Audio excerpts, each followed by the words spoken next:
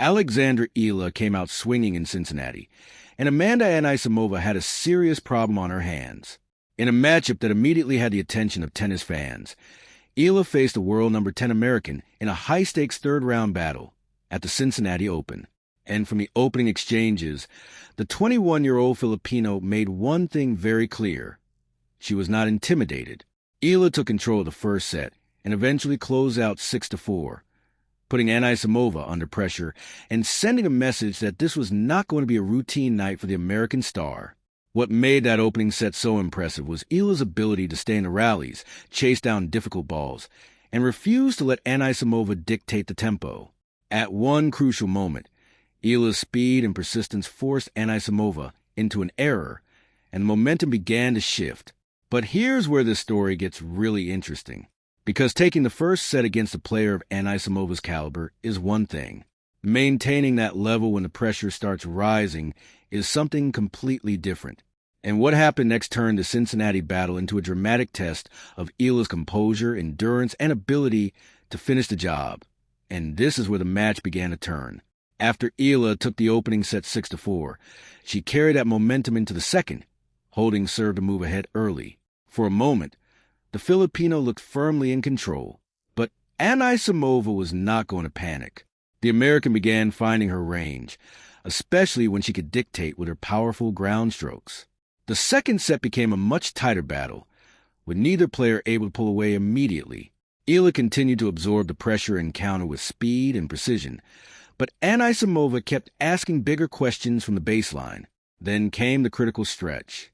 With the second set level at 3-3, Anisimova finally created the opening she needed. She converted her first breakpoint of the match in the seventh game, then followed it by winning the next 3 or 4 games to close out the set 6-4. Suddenly, the match that Eala had appeared to be controlling was completely reset. And yet, the most dramatic moment was still ahead.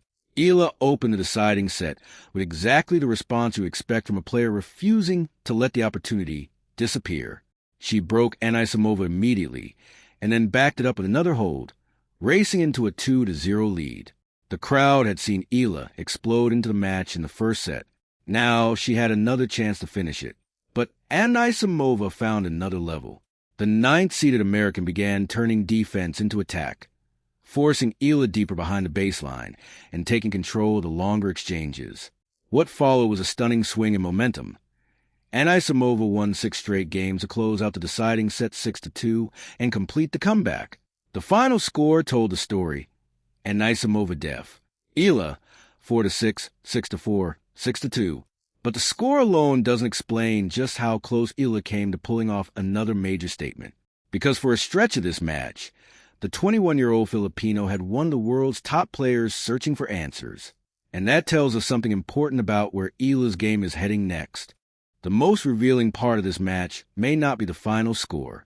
It may be what Eala proved before the comeback slipped away. Eala entered Cincinnati as the number 17 seed and had already established herself as a dangerous opponent on the WTA Tour. Against Anisimova, she showed that her game could withstand the power and pace of a top 10 player, at least for significant stretches. The official WTA account confirms the final result.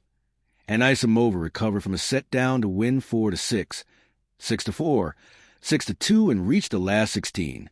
That first set was particularly important. Eala wasn't simply hanging around and hoping for mistakes. She put Anisimova under pressure and earned the advantage. Once ahead, the challenge became maintaining that level against an opponent capable of changing the rhythm of the match with aggressive baseline tennis. And Anisimova eventually found that adjustment. The second set became a battle of momentum rather than simply shot-making. Eala had the early advantage, but Anisimova gradually began controlling more of the exchanges. Then, in the deciding set, Eala again made the first move, jumping ahead 2-0. That is where the match tells us something deeper about both players. Anisimova's response was immediate and decisive. She turned a 2-game deficit into a commanding finish, closing the match by winning 4 of the final 5 games. The comeback lasted 2 hours and 27 minutes. For Anisimova, that's the encouraging part of the story. She absorbed an early setback, stayed composed, and found a way to turn the match around. For Eala, the lesson is different. She now has another example of just how small the margin can be against elite opposition. Getting ahead is no longer the biggest question. The next step is learning how to protect that advantage when the opponent changes tactics and the physical demands begin to rise. And that matters because Eala's trajectory is moving her into matches where simply competing well is not enough. She has already shown she belongs in these conversations. Now comes a harder question. Can she consistently turn these strong starts against top players into victories? That could be the next major chapter in her development. So where does Alexandra Eala go from here? The answer may be more encouraging than the result suggests.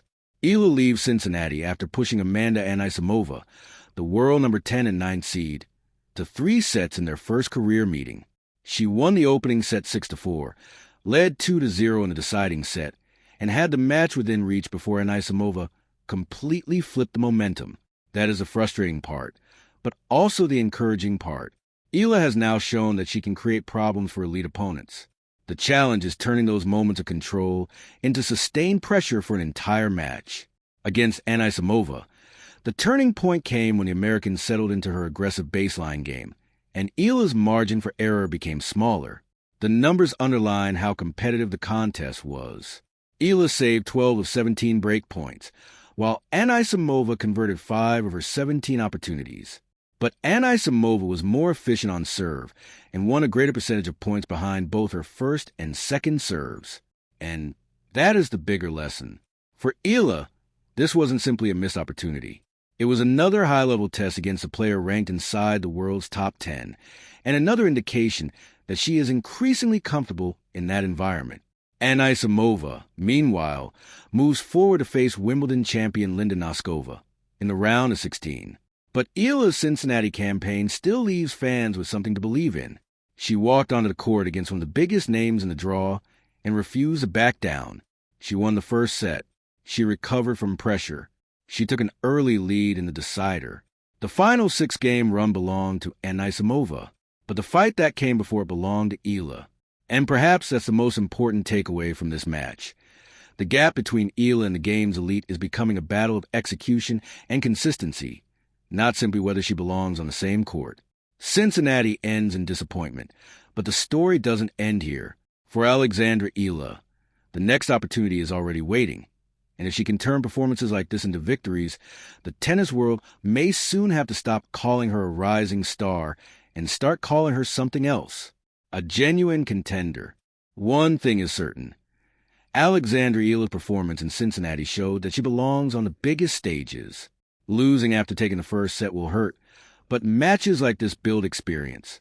If she continues improving her consistency and closing out crucial moments, it may only be a matter of time before she turns these battles into major victories.